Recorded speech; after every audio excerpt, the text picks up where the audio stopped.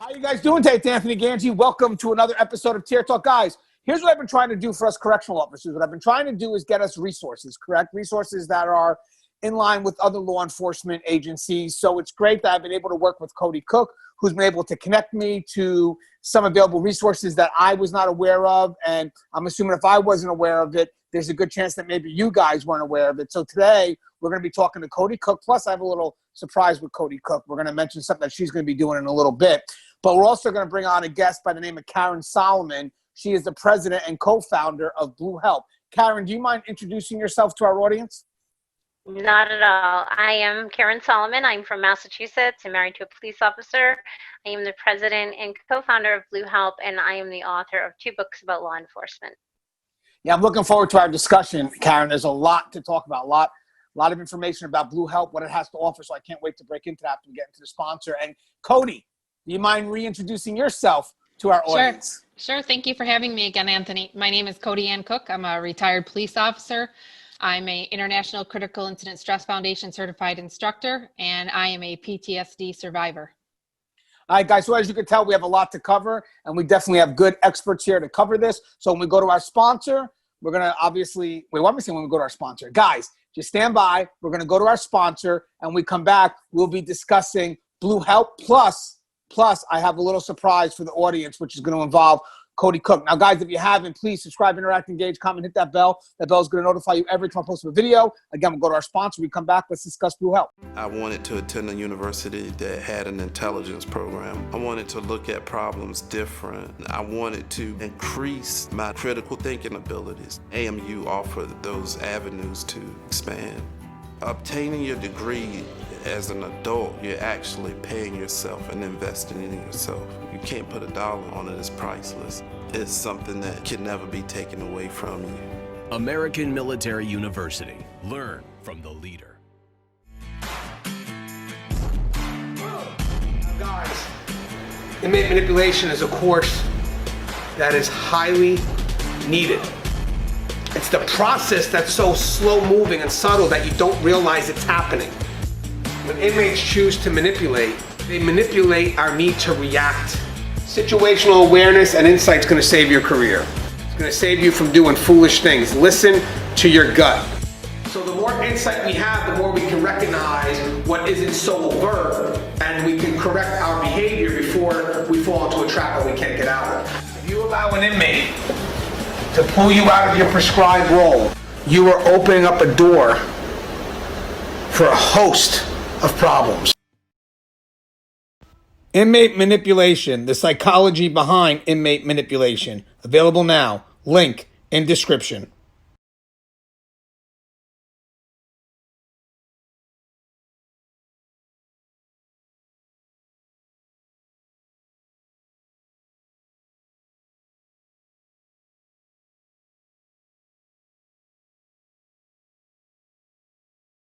All right, guys, and we're back. So Karen, first off, before we break into what Blue Help's about, why are you so passionate about helping first responders, or specifically those involved in law enforcement?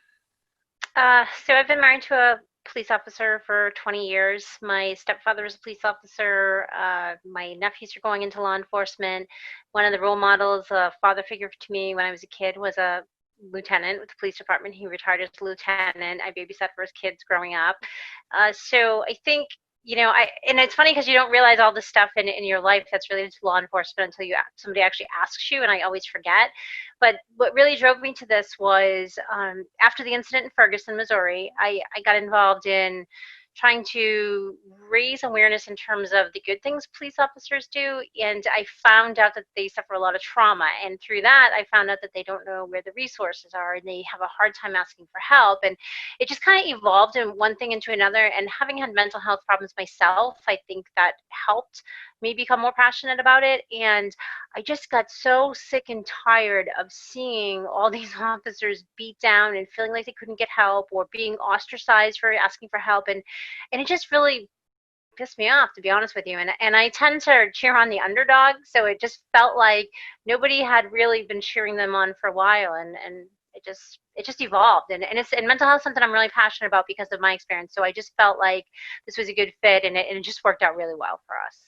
Right, and obviously being married to someone that's in law enforcement does open your eyes to a different perspective than what people that aren't married to law enforcement may see. Obviously, because that person's dealing with a lot of stress, bringing it home, and I'm sure it could have an effect on the relationship, correct? Yeah, it absolutely does. We've been pretty lucky in that um, he has his outlets that are outside of the house with other guys that he hangs around with and has breakfast with and whatnot. So he has his own thing and he has his own routine that we respect, especially when he gets home at night, his way to unwind. So throughout the years, it's worked out really well for us. There are definitely times when it's like, what's going on, and you have a hard time communicating, and you have a hard time making your kids understand, look, you're getting older now, your dad's a police officer, you have different rules that apply to you in terms of behavior. You're not going to be going out underage drinking with the kids down the street, just things like that. And that's causing some stress as the kids get a little older, and not because my kids want to be derelicts or but they just want to be kids, and it's really hard, and people say, well, his dad's a cop. So just a funny little dynamic that as you get older and your kids get older and things change, you realize the significant differences between you and other families, but at the same time you're still another family. So it's a weird thing. And I have a hard time with it myself, because people always say, what's it like being married to a cop? I'm like, I don't know. What's it like not being married to a cop? How do I know? It's just being married to me, so, but I'm well aware of the differences, especially nowadays, of what's going on in our lives. Well, Cody, I see you shaking your head. So I'm sorry, nodding your head in agreement. Before we talk specifically about Blue Help, I know you do a lot of research on resources. What attracted you to Blue Help? I was on LinkedIn, and I was kind of browsing around on there looking at different profiles, and I came across Karen, and actually I reached out to her. This is a few years back, and we started conversing, and she was kind of in the process of evolving Blue Help. And as she communicated to me what she was doing, I thought it was very valuable. I'll let her explain what Blue Help does exactly, but because I do another talk show that's a weekly talk show, a lot of times I've asked people to bring information to Karen Solomon and to Blue Help, because they're keeping some statistics and keeping track of things that are valuable that need to be followed. And lots of times I would reach out to her and say, hey, I know about this. Most of the time she already had enough inside lines on things. She already knew whatever I relayed to her. But I just became passionate for what she's doing. I think it's extremely important, and it's really needed. Okay, so let's go specifically exactly what Blue Help is. So Karen, I know when we had the discussion prior, there's an acronym. Blue Help stands for something. So are you able to break down exactly what the organization provides and exactly the meaning of that acronym, Blue Help, or help itself? Yeah, sure. So Blue Help is an acronym for Honor, Educate, Lead, and Prevent. So the honor piece, we have a website that's similar to Officer Down Memorial Page. And what we do is we honor the service of law enforcement officers, and, that includes corrections officers. So when I say law enforcement, I'm talking about corrections officers as well. So as their families allow us, we put their names and faces on our website with their years of service and a memorial to recognize their service, because we don't want them to be forgotten because of the way they died. In addition to that, we have services for the families. So we have funding for camps for kids. So if you lose an officer in the line of duty, there's a lot of resources available to you, including grief camps and things like that. But the families who lose an officer to suicide cannot attend those. So we are able to provide those for them now. We have some scholarships coming up for the kids. We did this past year. We had a really good year financially, so we were able to provide Christmas gifts to a number of families because they lose their income and they don't have benefits. So we have that. We have a dinner at Police Week every year. So last year we decided to bring some families to Police Week to recognize the service of their officers. We thought that was really important because of the fact that so many officers die by suicide. And we understand that not all of them are directly related to the job, job, but we also understand that the job contributes to their inability to seek help. So that's the honor piece. And the educate is similar to that, because we try to educate people on what's causing these officers to die by suicide, what resources there are, what they can do to help. Lead is really, we watch what everyone's doing around us, and we just say, what can we do next? What can we do better? What can we do more of? What do these families need? How can we constantly keep this awareness in the forefront of officers and minds and the news and the media and the people that need to hear about it? And then also goes to the prevent. So we collect statistics. We have a form on our website. People could go there, submit their loved ones, tell us all about them, and we will take that data and we compile it and we look at it to see, okay, are there financial issues? Is there addiction? What is it that these officers need that's driving them to whatever it is, depression? Is it really just post-traumatic stress? Because earlier today I spoke to the sister-in-law of an officer who took his life last year, and she said, we're a lot different than you because we don't focus on post-traumatic stress, because that's not the only factor. And I said, well, we know that's not the only factor. There's addiction, there's domestic violence, there's child abuse, there is trauma from the job, there's administrative pressure, there's this inability to seek help. So with all these data points that we collect and all these families that submit to us, we're able to take a look at those issues and try to, we're not on the front page of the paper all the day. We're working behind the scenes constantly, trying to feed this information to the people who need it. Senator Quigley just passed that law enforcement suicide awareness bill. So that's what we do in a nutshell. We just really try to push this forward. And it's funny because Cody and I have been talking for years on LinkedIn, and this is the first time we've really face to face.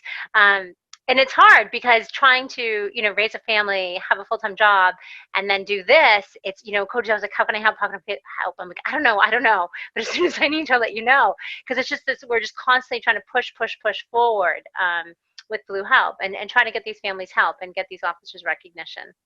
It's funny. I just did a video on balancing who you need to be with who you want to be. And I think that's part of it. I think there's our daily routine that says, okay, this is who we need to be. But I also think that when there's something in us, when we have a gift, that we have to be able to give it to the world. And I think what happens here, you have a gift. And I think you're lucky because your gift meets what your need. Your gift meets what your need to help.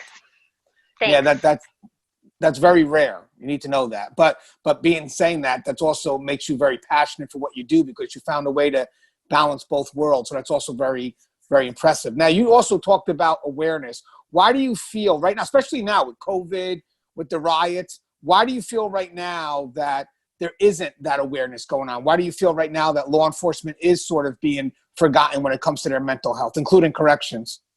That's a really good question. So, actually before COVID-19 started, everywhere you looked, it was Blue Help, suicide. I mean, from my perspective, because that's who I am. But we were in DC. We were talking to senators. We were being invited everywhere to speak. It was in the news. We did a segment with Dr. Phil actually, and we did a big story with USA Today. And then all of a sudden, nothing. Sorry, we're not running your episode. Sorry, we're not running your story. COVID-19. And now USA Today finally ran the story because, protests, riots, we need to start talking about suicide prevention again. And during COVID-19, it was really interesting because there were very few suicides last month.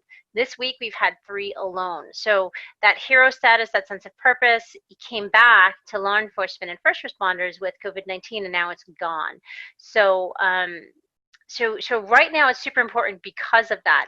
And it's because we're forgetting. And today somebody actually sent me a message and she said, please tell me that Blue Help isn't going away and that you're always going to have your voice and you're not going to get lost amongst everything that's going on because we really need you. And that was from a family who lost an officer because she just doesn't want to see other officers get lost. So that's why we're constantly looking, how can we keep this in the forefront? So, and one of those things again is the data. So, people said to us, well, suicides are down this year. It's down 30%.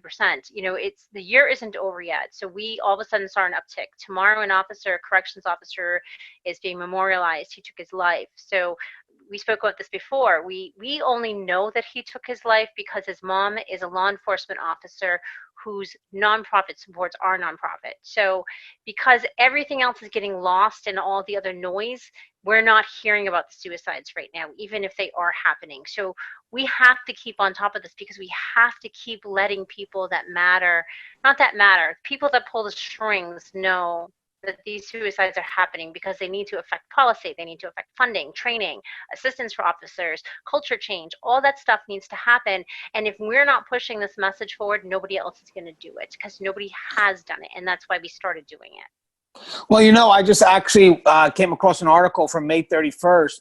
This may be a little rare. An off-duty cop from NYPD, Yep. female, killed herself in the Bronx apartment. So how much of your calls or your aid that you provide actually relate to female officers killing themselves? 8%. And that's actually in line with the, I think it's about 10 to 12% of the law enforcement population is female, I believe. 22% I know is veterans, and 22% of the officers that take their lives are veterans. So that I know is like a 1-to-1 ratio, and the females is about the same. It's between 8 and 10% of the females take their lives that we know of, and I believe that's approximately the same population of the law enforcement. Yeah. And sorry. right. No, it's okay. But I see Cody nodding her head. Cody, you're not shocked by that statistic, correct? Being that I'm a PTSD survivor and I'd gotten to the point where I was suicidal before I got the help that I got, no, it does not surprise me one bit. I think that, females have a tendency to be a little more outspoken about their emotions, about what they entail normally within society. But female law enforcement, female corrections, female military is even less likely to be emotional because there's an expectation that we're one of the guys and we have to perform to a level to be respected. And so therefore, it's even more difficult from my purview, being a female, to express that I'm overwhelmed. This got to me. I had a hard day. I had a bad shift. I experienced something traumatic. That's like mum's the word. It's like, oh, yep, I'm okay. Everything's good. And as what they call PTS, which is post-traumatic stress, starts to load up and change your brain chemistry, and the way your brain reacts, eventually when it becomes PTSD and it's entrenched, all of a sudden you have a really big problem because there's a duality between being a female and being feminine and being an emotional person and being a warrior and being one of the guys and being able to do the job and not being looked at as weak.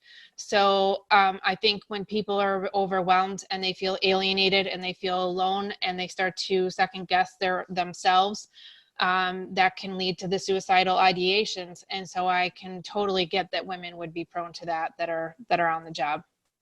Yeah, let me ask both you ladies a question. I'll start with Karen and then get to Cody. A lot of us live, that's in law enforcement, a lot of us live with this belief that you leave work at work and home at home. And I disagree with half of that. So I'll lead in with this real quick. I disagree with the leaving work. I'm sorry, wait, not leaving work at work. I believe that you should be able to go home and debrief a little bit. You should be able to go home to talk to people who know you best, because at one point, if you don't get that chance, you're going through changes, and your loved ones are the ones that are going to recognize it. But then eventually what happens is if you lock them out of that part of your life, if you push them away, they can't help you anymore because you're no longer the person that they know. And I think for me, my family is a reminder of the person that wears the uniform, where when I'm at work, I'm just the uniform, or preferably seen as just the uniform. But what's your thoughts about, at least from that part, leaving work at work? Go ahead, Karen. So that's interesting because my husband for a very long time was that leaving work at work thing. And the reason it was weird to me was because there's all these police wives groups and there's all these police wives like, oh, my husband, they would talk about the things that their husband would complain about, or they would talk about how he leaves his bullets, or his gun on the kitchen counter, and all these things that I didn't experience because he has a very fixed routine that he goes through, and that's how he unwinds, and everything has its place, and that's where it goes, and all the police stuff stays in its place. So for a very long time, that was very odd to me, until I joined a police wife group, and I was like, wait a minute, I think I'm the oddball here. I'm not freaking out over any of this, and maybe I should be. But I think to some extent that helped me be a better wife, because I'm not a freak out kind of wife. And I think having not been exposed to that so quickly and easily and early on was good for us. So we learned to build a trust and a rapport. And over time, the biggest blip, I think, was actually Blue help, because when I kind of got into his space, and this is a big deal for me because I've had mental health problems, so I'm very passionate about it, and I understand it very well. So to me, it was important for me to do this for officers who are so lost and alone. And he had a hard time with this at first, and he was really angry because he actually said, you brought this into the house, not me, meaning the law enforcement piece of life. And I was like, what are you talking about? I'm trying to help people. And we obviously got through it, and he's very supportive and he's very proud of what I do. But it took him a moment because he was like, whoa, wait a minute. And I personally think it had more to do with the fact that I now know about him. I know what's going on at work. I know what's going on in his head. And he was able to downplay it for so long. Does that make sense? And maybe Cody, you can talk to this too. Yeah, I agree 100% with you. And Cody, what's your thoughts on what Karen said, but also thoughts on the question about leaving work at work?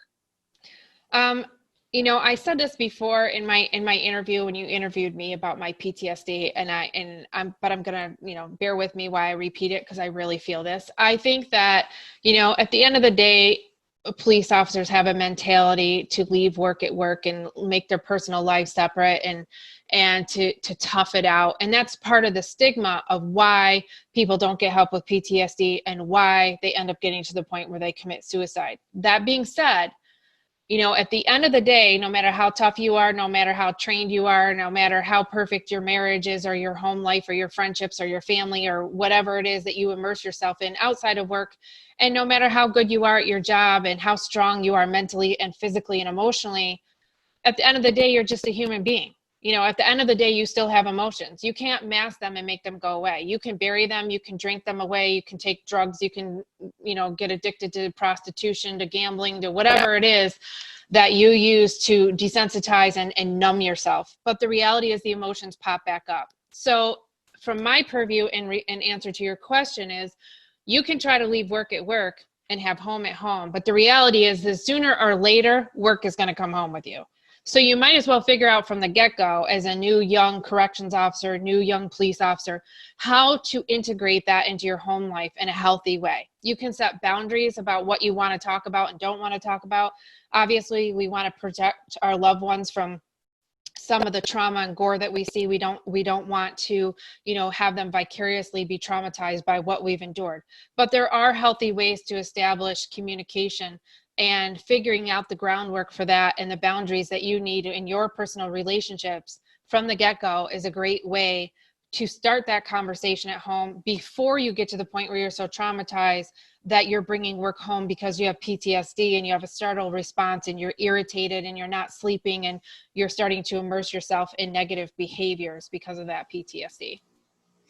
Yeah, that's a lot. And guys, if you haven't had a chance, guys, you got to check out the episode we did with Cody Cook. She actually has been getting a lot of good positive feedback because I think it connected corrections to police, kind of under that same umbrella of law enforcement. Actually, I'll start with Cody this time, get her thoughts first. But since I've introduced you to this correctional audience, since I'm bringing you into my world a bit, I thought we could start with some similarities and then we'll go to the differences. So what do you think? I mean, obviously we both serve different functions within the law enforcement community. But with that said, I'm sure we share in a lot of the similarities.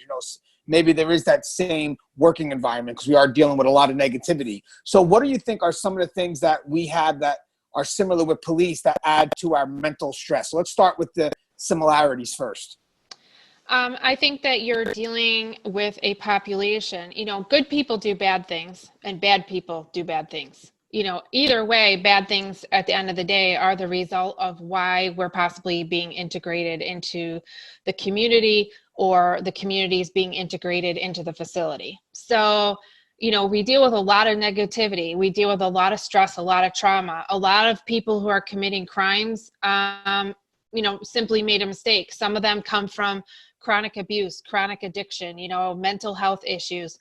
So we, as a community of law enforcement, whether it's corrections or a street cop or a federal cop or whatever it is that you're doing, we're all encompassing the same communities, the same chronic problems, the repeat issues.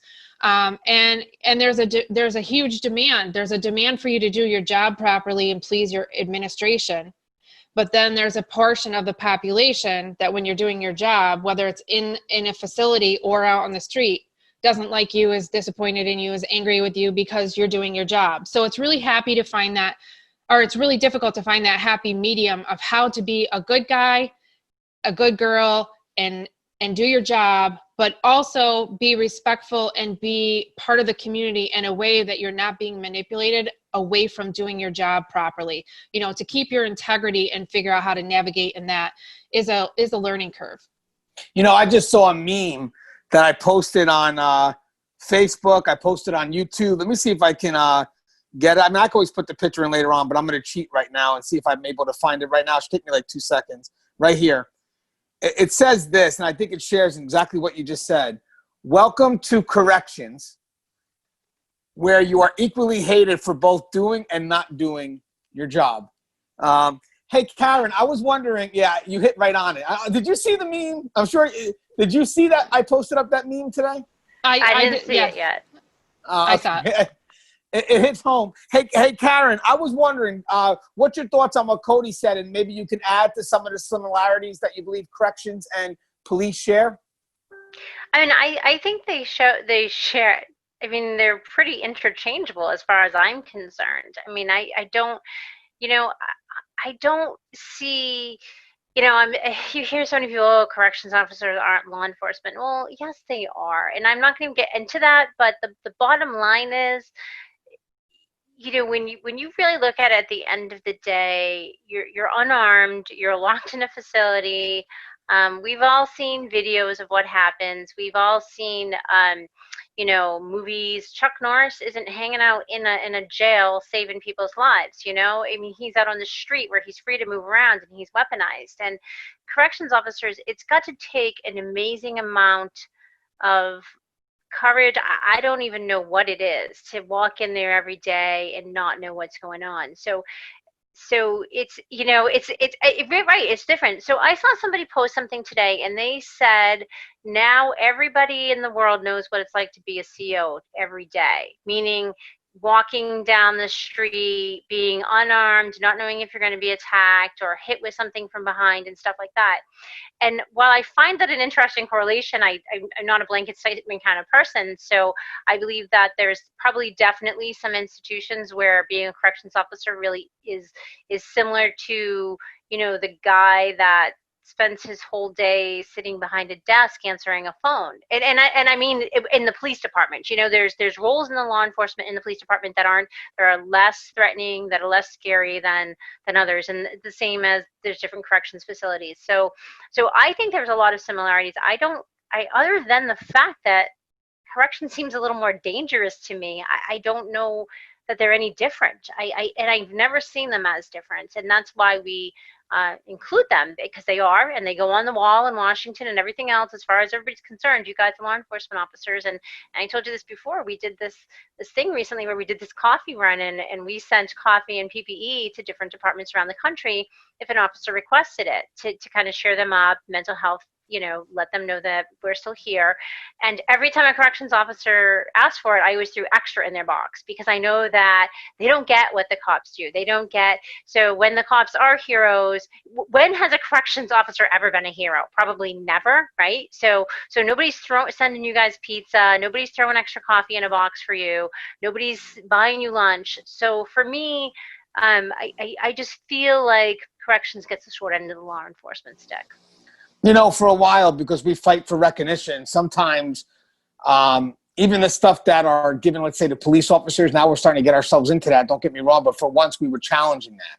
Like, basically, what about us? And then we kind of saw a little bit of a competition, because, again, people will compete when there's limited resources, feeling that if that party gets it, why are we forgotten? But now that we start to see that these resources are being provided, it actually builds a bridge between us and police, because we're not fighting for the same thing. It's great to be welcome to that table. I remember when I was recognized, I used to do a lot of stuff with gangs, and what happened was the work I was doing with gangs was also helping out with the streets. So I got recognized by a lieutenant from Hackensack who actually brought me and a lot of the correctional officers to the table. And it was great because all the police officers came and they were interested in our story. And they literally said, hey, Gand, I've been a police officer so long, I never met someone working in corrections, at this level. And I was like, really? And I think one of the big differences is you're right about the recognition, because we work behind a wall. The work that we do every day is not seen. Plus, we're also in the middle, just like other law enforcement. We're at the back end of that political agenda where we don't have the support from the right like you would get with the police, because the right would actually look to privatize. Prison privatization is a very big thing. So we have the left that seems to be very pro-inmate. And what I mean by pro-inmate is like really the disregard for staff. And then we have the right that looks to privatize. So at any point, we're kind of in the middle where there's compromise. So correction, really, the survival is about being in that middle road. And unfortunately, nobody wants to go to that middle road because it goes against the agenda of, what the right has about privatization and what the left has saying that we should pretty much release everyone. So that takes on a lot of stress in itself, because sometimes when you work in a correctional facility, sometimes you're seen as the inmates you supervise. Sometimes your work gets very belittled because, again, if I save a life, I save the life of a pedophile. Who cares in the end of the day? Most people, you should let that person go, but that's not my job. We had a good close friend of ours who touches on PTSD for correctional staff, and people don't believe that we get affected by inmate suicides. Of course, we'll have some people that are cold to it that work in this profession, however they got to handle it. But it takes a lot of strength to admit, that suicide affected me. And then some people now say, why should it affect you? The person's a lowlife. They're locked up. Yeah, that's your perspective, but that's my community. That's the community I'm meant to protect. So even if you don't want to have an understanding of the life that was lost, know for a fact that I'm supposed to protect that, so I failed.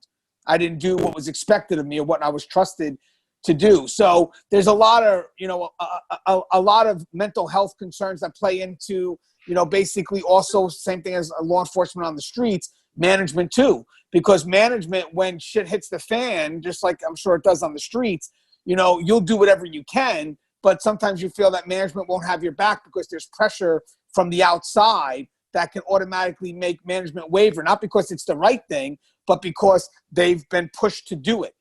Same thing what we have going out on the streets. It's going to be very hard for, people to be fair and objective when there's pressures being pushed from both sides, that literally say, well, it's not about being objective or fair. It's about how much pressure is pushed on you and who's willing to stand up and actually do what's fair. And that's kind of, again, corrections being in the middle. There's nobody pushing on our side, but and one of the other things, too, that we have is we can't escape the environment. We work in a community that's not accepting of us. You know what I mean? They're not. They don't want to be there. So we kind of deal with what's going out in the community right now. That's us every day. We deal with a community that doesn't want to be there, that doesn't want to listen. So we just can't escape that. It's just we're put into an environment that's negative, and then, just can't find the positivity. You just can't. There's no escape. Imagine like if a riot happens in an area and then the next day, and now when I say a riot, I'm talking about a closed, confined area, where you have 2 officers, let's say, if you're lucky, and hundreds of inmates. And all of a sudden, one mistake happens and, the unit gets taken over. And let's say we happen to win it back, because we'll get it eventually. Now you have to go back and work that same unit again, knowing the potential for it to happen again. And almost immediately, because if these cell doors, you can maybe have a lockdown for a little bit, but eventually the pressure starts to push to open these doors, even when the investigation isn't completed, even when we ourselves aren't emotionally ready. Like, when we go through these issues between us and, let's say, the inmates, management has to do whatever we can to prevent an us versus them mentality between the inmates and the officers. But when you get pressure from the public to open up these cell doors before, like, you have the death of an officer, and now the public is pushing to open up the cell doors because you're punishing the innocent, the inmates that weren't involved. It's like, yeah, but staff may not be ready for it because they have generalized animosity that they haven't worked through yet. So now we open the cell doors. There's fighting going on. We're wrong anyway, but the public should have known, hey, we opened up the doors too early. But no one fights for that. What they'll do is they'll fight saying, well, I don't know why it's locked down so long. Well, I just told you why. It's right there. Just told you why it's locked down so long. So I just think there's just a lot of pressure. And in the process, when there's pressure coming from both sides, the staff gets squeezed out. You know, and I'm sure you see that with also law enforcement on the streets, but I think it's great now to start seeing us being elevated and to have a chance to sit at the table with you guys and share into that. Now, before I discuss what Cody's going to start bringing to the table in partnership with, I'm hoping that you'll be able to help us with this, Karen, is how would someone reach out to Blue Help? What are the multiple venues that you have to offer? Oh, God. So I just got a text message that showed up across my screen. An officer here in Massachusetts just took his life in his cruiser. So, so now we have 4 suicides this week, 3 law enforcement and 1 CO. This happened 20 minutes ago. So, this is how tied in we are to law enforcement network and me specifically, right? Because people know who I am. They have my phone number and whatever. So, and this is a good person that I know here in Massachusetts that would know. So for corrections, I don't get those kind of alerts. Since we started doing this in 2016, for the past 4 years, corrections officers, 2016 we had 21, then we had 41 in 2017, then 29 in 2018. In 2019, there was 51 CO suicides. This year we have 6. I know more than 6 COs have taken their lives this year. So we aren't getting that information. We want to get that information. We want to reach out to these families. We want to help them. We want to offer services, and we want to respect their lives. So we want to be more engaged in corrections because we want to help. We want to help the families afterwards. We want to help you guys before it gets to that. So sending you guys extra coffee in a box is great, but on the grander scheme of all the things that we do, we want to include you as well.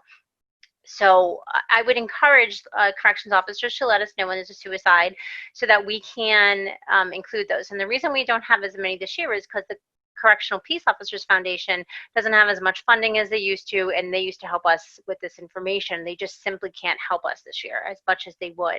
So we're not getting that. Then what we can do is we are happy to connect you with other families, other officers that need assistance. We have a database, it's called First Help, 1sthelp.net, where we're trying to collect a resource based on zip code. And we do have a really good connection here with Massachusetts Corrections, so we are able to, if a corrections officer contacts us, we're not a hotline, we don't want to be, we're not equipped for that, but if somebody comes to us, we'll help them get some help. So we have that network available. But really, we want to be aware of what the issues are in corrections so that when we're at the table talking about law enforcement, we can say, yes, so last year we had 200 suicides of police officers, and then 49 of them were corrections. So here's what's going on in police, here's what's going on in corrections. They have the same set of problems, maybe corrections a little different. How are we going to help them? So we have all this money that we're pulling together that we're going to do for suicide prevention in law enforcement. What portion of that is going to help corrections officers? Because you're on the wall again. You're part of law enforcement. So whatever we do for suicide prevention and awareness should include you as well.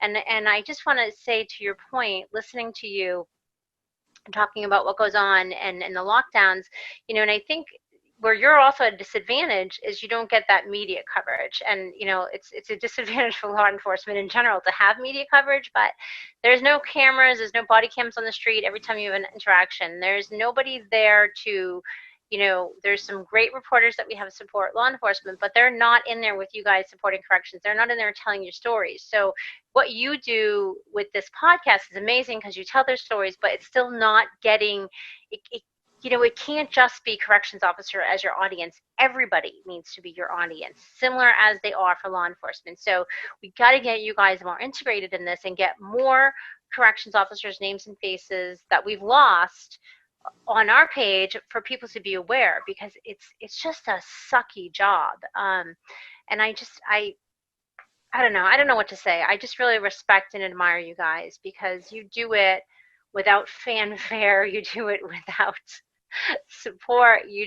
and just listening to you, there's just some things you talked about. Because here in my mind, I'm thinking, geez, it must be hard when they have a suicide, because I'm sure at some point you establish some relationships with some of the inmates, but maybe you don't. Listening to you, I'm like, oh my God, you're in, it's a funny thing. People don't really know what you guys do. And I think that's part of the problem. And you know what's great is you're leading into something right now that I'm going to get Cody involved. You mentioned something great about bringing in a different audience. So we do have a podcast, actually, that gets released every Friday. It goes through, it's called the Tier Talk Podcast. I have a co-host named Russ Hamilton, and that gets released through Law Enforcement Today.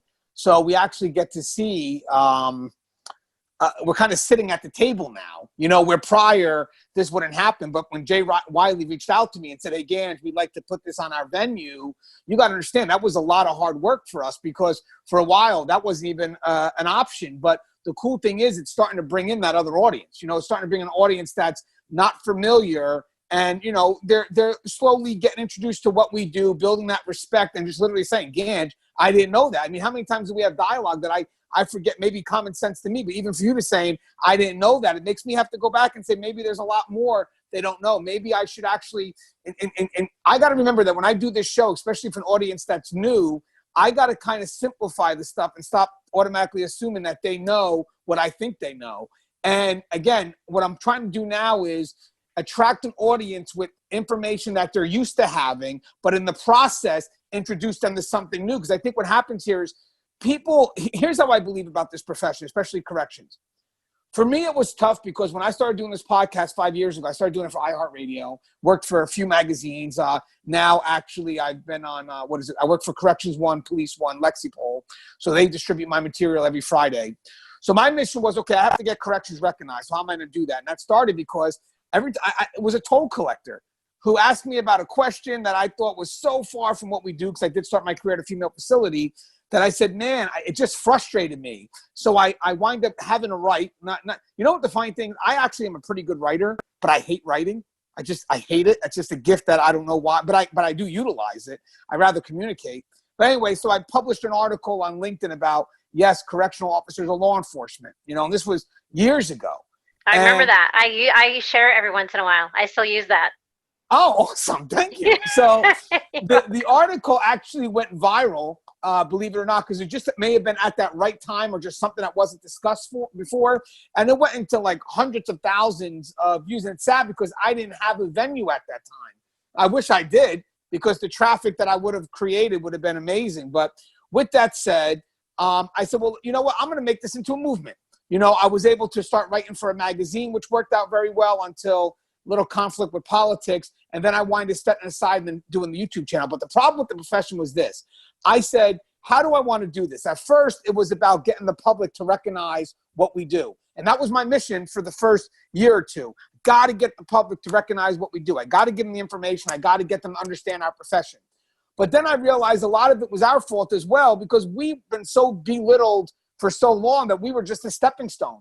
Even people that were in the profession were a stepping stone to ourselves. So I said, well, wait a second. This is backwards.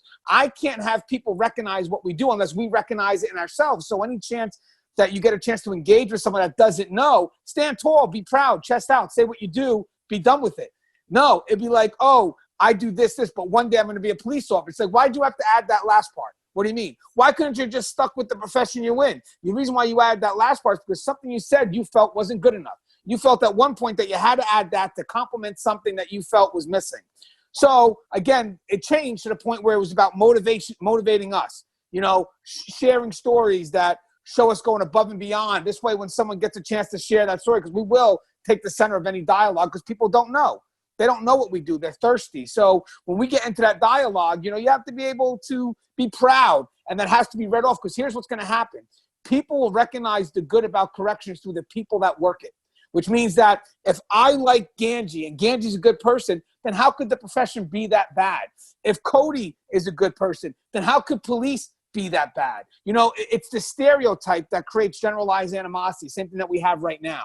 So we have to remind people of the individuals that work the profession, the individuals that define good, and then people need to focus on that one and say, well, wait a second, hold on. I know you want to say this about this profession, but I have a relative of mine that works the profession, and he wouldn't be in the profession if that's how the profession was defined. But it's easier for us to stereotype and and generalize. But in the end, the mission became personal to me. And I think, again, in the process, even if I may not get that public recognition, I believed I'd done a lot in myself a lot for the show to motivate people who are in, motivate people that want to come in. I think in the process, I've had a lot of people that have been better by watching the show. So when they come into that wall, they're informed and they know that there's resources. And I'm very in touch with my community. They comment, I respond right back.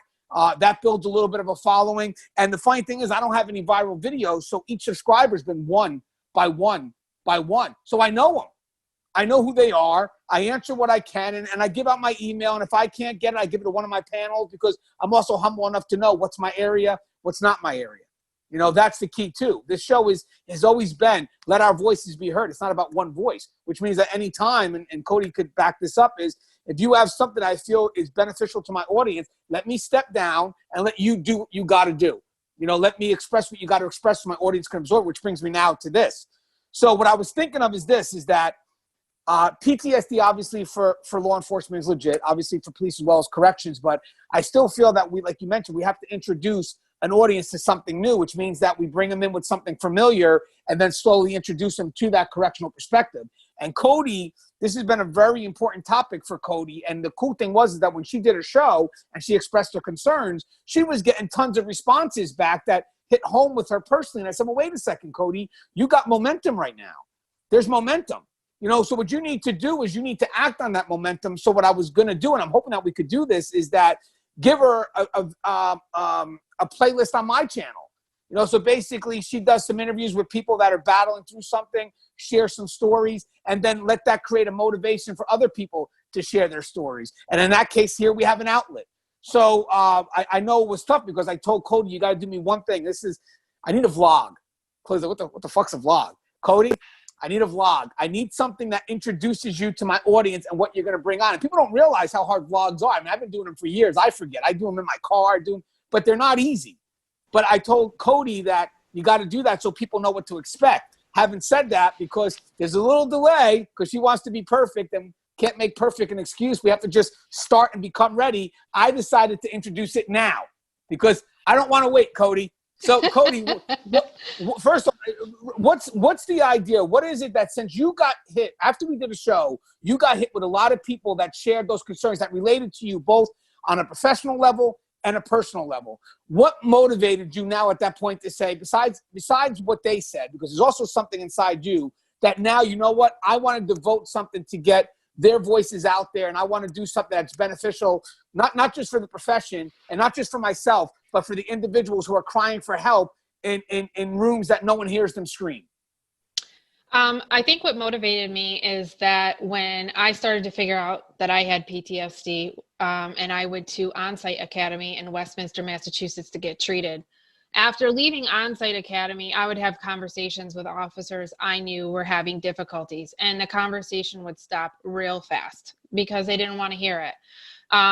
And when I did my thesis on PTSD for my bachelor's at Wells College, which requires a thesis even though it's a bachelor's level degree, I started to realize how little of a voice there is about PTSD. And not just for the military, but for law enforcement, firefighters, corrections, EMTs, doctors, nurses. And so I started to really becoming immersed in educating myself and learning about it, not only for my own PTSD, but to be able to be an outreach for others. And even to this day, there's still a huge kind of mental block where when you approach administration or a fire chief or a police chief or somebody and say, hey, I teach about XYZ. I'd be happy to come to your facility and meet, for your firefighters monthly meeting, or to come to your correctional facility or your police department or whatever. I'll come for free and do a presentation on PTSD. I really think it hits home. I think that the men and women will be able to identify with it. I think it's beneficial. And I think it's a huge thing and a first step to preventing suicide of first responders. And they're like, yeah, okay. They just don't even, a lot of them don't even want to hear it. They're still not into it. In this day and age when there's so much starting to come out about PTSD. So that was my momentum. That is my passion, my driving voice.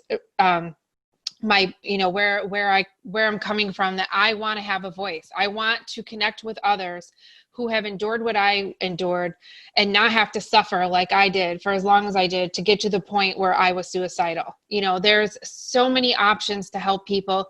And I'm on PTSD forums on Facebook. I look at people, they feel helpless. They're taking medications. It's exacerbating their symptoms instead of helping them.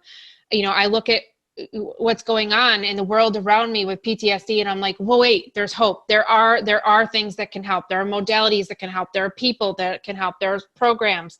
And I look at what Karen's doing, you know, even for her to come in here at this point corroborates what I'm saying about how there's this wall and the stigma where people don't want to talk about it.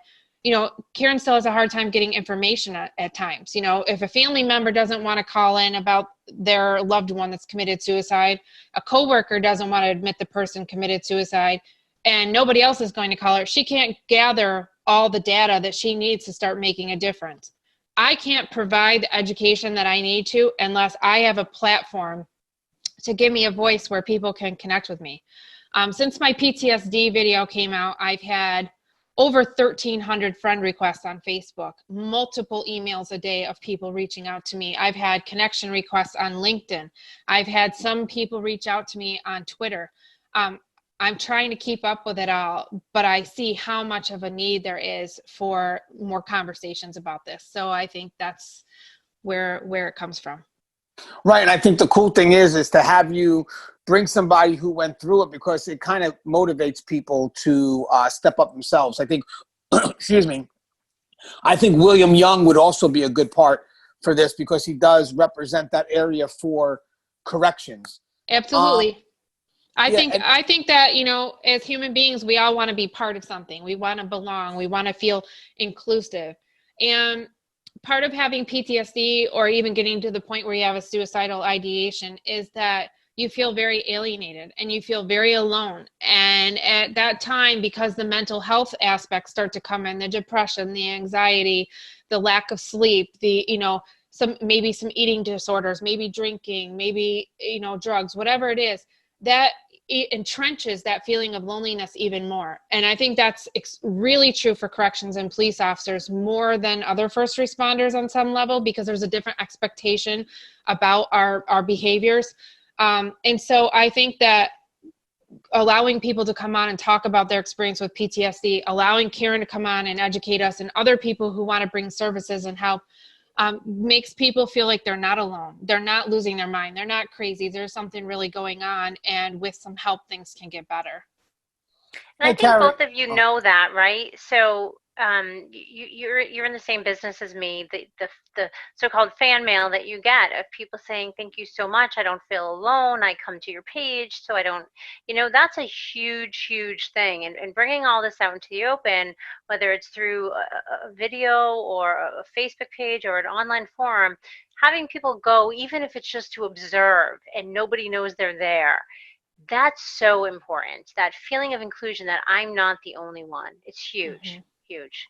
Well, now the cool thing is you're doing it for a whole profession, because at one point corrections was forgotten. So this gives corrections a chance to step up and just, you know, we have concerns. Now we have areas to go to. But the cool thing is that they're not leftovers, if you will. You know what I mean? Yeah. They're considered equals at the table, and that's what matters. I think, as I said, I think for a while we took the challenge because we felt that, you know, we were just, okay, you know what, let's give corrections a little bit of a bone. You're actually saying, no, let's put them at the table, let's elevate them and show respect for what they do. It's not about, it's just kind of passionate for me, because in the end, we had to fight for everything. Corrections literally has to fight for everything. And I feel that when we finally get something, people are like, well, we got to do something. It's like, you should have done that on your own. Yeah. You know, you should have been motivated. Yeah. And I don't mean to interrupt you, but you know what's funny to me is we included you guys from day one, and people always contact us going, "Do you include corrections?" And I'm like, "Why wouldn't we?"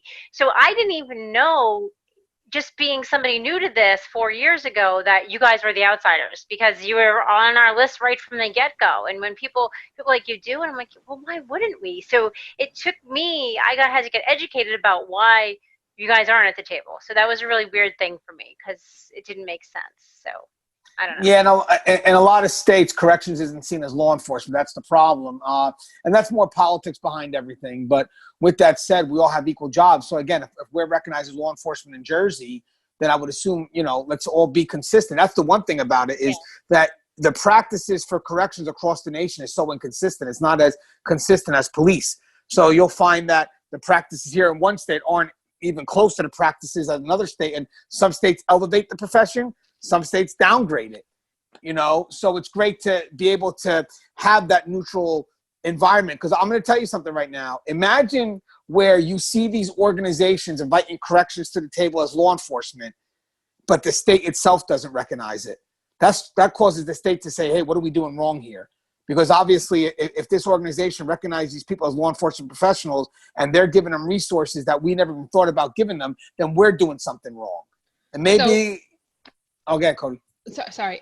I think that, this is a perfect time to tell our viewership, hey, if you're aware of a corrections officer that has committed suicide, get on Karen's Blue Help website and fill out the form and upload it so we have knowledge of that. Because even if your state doesn't look at you as law enforcement and they're not giving you the recognition that you deserve, I think you're law enforcement. If you ever need to talk to me, I give you kudos and respect. And I think you're far more prone to PTSD than most law enforcement is in actuality. And obviously Karen views you as law enforcement, and you count. We need your information. We need to know what's going on with you in order, like you just said, Anthony, to build an entire picture, a broad picture that becomes united across the entire nation to help you get the support and services law enforcement has been entitled to help you get the recognition, whether your death is a line of duty death or whether it's a suicide. We all need to come together to make that happen. And we want to include you because we have resources. We are going to be giving out scholarships. Those are for your kids too. If you lost an officer to suicide, you're eligible for our scholarships. You are eligible for our retreats. You are eligible to come to our dinner. You are eligible to come on our Christmas list, and we will send you gifts. I mean, so everything that we do at absolutely no expense to the families. We work really hard to raise money so that, because we know you're not getting the benefits as a typical line of duty death or any other off-duty death. So corrections officers, families, you're suffering, you need help, your kids need help, we'll take them, we'll help you, we'll get you gifts, you need some groceries, whatever it is, you need help with your funeral, we'll treat you the same as we treat the law enforcement officers. So again, and I don't mean that because you are law enforcement. So we want to include you, we want to help you, we don't want you to take your lives, but for those that have already taken their lives, you have support with us, you do. So Karen, if somebody wanted to make a donation to Blue Help in order to have, that help continue, where would they make a donation? Right at our website, bluehelp, BLUEHELP.org, and you can /donate or just click on the donate button on the main screen. And you can see a lot of the stuff we've done, and you can see we do have corrections officers on our wall. And again, we had officers, families, corrections officers, families, and a dispatcher family coming to our dinner this year, but it got canceled because of COVID. But we've got actually 2 corrections officers' kids coming to our camp in California in October retreat. So that would be nice. Yeah. I think my audience will love this episode. I think, again, it's a slow introduction, but they'll gain some traction. And I think eventually you'll start, hopefully getting those numbers as the show gets shared. It's just, again, when you have a show like Tear Talk, it's an informative channel. So it's people seeking information, and this is where they find it. So it's not, we get the traffic. It just slowly happens. Yes, Karen, and I'd like to have you on again in the future and maybe go over some of the resources that you think are valuable to people who are enduring hardship, from your perspective and your experience of being with Blue Help for the many years you have. So I look forward to talking with you again. I think she just tried to book her first guest. No, I can't tell you. I appreciate, again, I know the 3 of us have, crossed paths, virtually over the years, and it's been tough to get together, but corrections has always been there for us, and that's always why I was connected with you, in Tear Talk, because I wanted corrections officers to know that we're here. you lose an officer to suicide, your department's going to get a care package from us. Your family is going to get a care package, so we can let you know we're here when you're ready. So we just don't ever want corrections to feel second best. I don't think that's fair. And I just, again, there's a lot of reasons for it that I'll never understand. But I'm learning, and then I think everybody else needs to learn along with us. So. Well, the key is to, get that foot in the door. We never had someone even try to open the door. So I think it's great that you're willing to step out and at least try to get yourself into that door. And I promise you, once we trust you, we'll tell you everything you need to know about this profession. And I think you'll be enlightened by the hard work. And eventually what I would like to see, hopefully, is because correction is such a tight-knit environment, we have our own little community there, first responders, which could include our civilian staff. The civilian staff is also caught up with the same trauma, because they could be first responders at any moment. Our educators, our program providers, our health department, our mental health. So I would like to see eventually stuff, because they watch this channel too. I don't want them to think that they're forgotten, but that's, again, as we start to move forward, I think it's not just about, one department over. I think it's about really, eventually it's the profession. I think just the profession of corrections. Would you ladies like to have anything in closing? Karen, would you like to say anything in closing? Now that you said that, I want you to note two things. Number one, I bet you something you didn't know is for every 3 corrections officers that take their lives, one of your civilian staff members takes their lives. So that's an interesting statistic that probably people don't know. I just want to thank you guys. I want to let all of you corrections officers, your families, we're here if you need anything, support after a suicide. If your department has suffered a suicide, please let us know. We'll be happy to, involve you in our events and our community. And God forbid you have one. We don't want you to. So get help. Don't think of yourself as second class. Remember what you're there for, and that you are loved by your family, your friends, and please take good care of yourselves. Thank you, Karen. And it was great having you on, by the way. And I appreciate all the hard work you're doing. And I appreciate, getting right back to me every time I message you. So, and sharing one of the articles we had today, because again, not an article, a video of how inmate suicides affect us. People think we're cold to it, and we're not. Cody, you have anything you want to say in closing? Yeah, a few things. Thanks for having me on again, Anthony. And Karen, thank you for sharing my video on LinkedIn. I appreciate it. It drove a lot of traffic to me to be able to help and talk to people. And also, I want to say to all the law enforcement out there, both corrections and street, you're not alone. And when PTSD starts to well up and gets overwhelming and you feel like it's the end of your rope and nobody cares, it's very easy to get so entrenched in that alienation in your own mind that it makes it very difficult to reach out for help. Reach out for help. There's people that care. There's resources to help you. Don't be your last call and your last sign out on the radio. Be your last call on life. It doesn't have to be that way. Yeah. Hey guys, as we come to a close, just want to say, guys, we're introducing resources, but I want people not to forget that we're being elevated. For a while we weren't seen as equals. So it's great to be able to sit to these, at these tables. And the cool thing is the people I'm bringing to the table already had the motivation. They didn't have to be reminded, to bring us to the table. So that's where it's sincere. That's where that it was meant to be, as opposed to being an afterthought. So I'm trying to give you guys resources that always thought of us to begin with, that we just may not be aware of it. So, and a lot of us aren't on social media, so a lot of us may not be aware of it, but we do tend to listen to YouTube a little bit. So if you guys may not be familiar with Facebook, because there's a great page, Blue Help is on Facebook, you have access to the website, or you have access to the information that we provided you here. So please, guys, take advantage of it. Do what you can to make sure other people are aware of it. Share out the information, and then maybe we can have a strong community in these areas as well, and then be part of the change that is happening, instead of, watching it just go by. So as always, guys, the show is here. So if you haven't, please subscribe, interact, engage, comment, hit that bell. That bell's going to notify you every time I post a video. Stay safe.